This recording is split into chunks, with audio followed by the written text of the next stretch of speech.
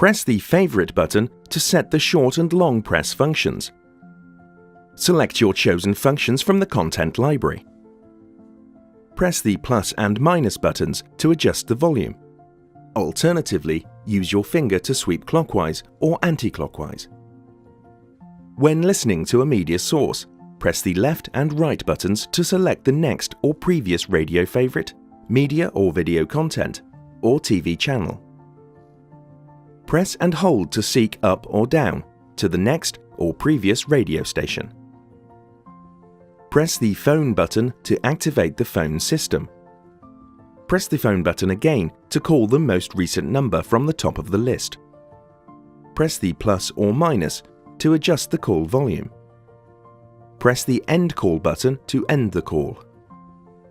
Press the Menu button to change the vehicle's features and settings.